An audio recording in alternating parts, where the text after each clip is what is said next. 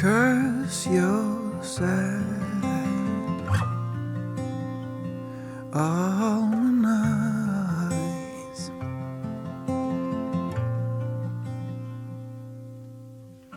Oh, I am being scammed.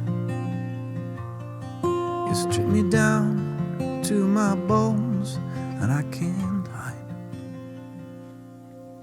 Oh, you.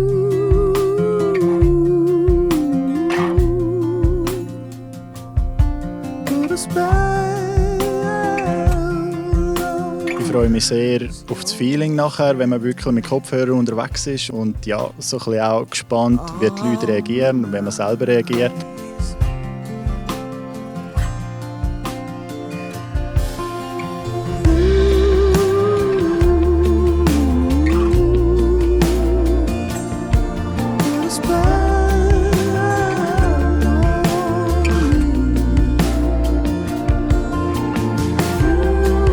Was sicher anders ist beim Kopfhörerkonzert ist halt schon der, man ist abgeschottet, also als Musiker wie auch als jemand, der im Publikum ist.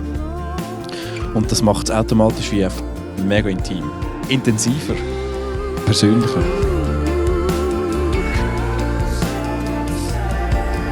Bester Moment, dass du einfach einmal so einen Moment lang genossen hast und die Augen zugemacht hast.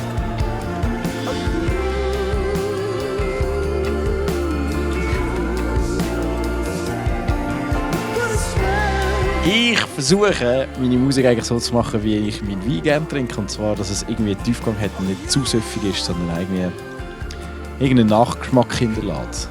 Einfach, dass es irgendetwas auslöst in den Menschen, dass sie mit sie heimgehen, dass sie das Gefühl haben, so, sie haben jetzt etwas erlebt. Ich würde jederzeit also wiederkommen.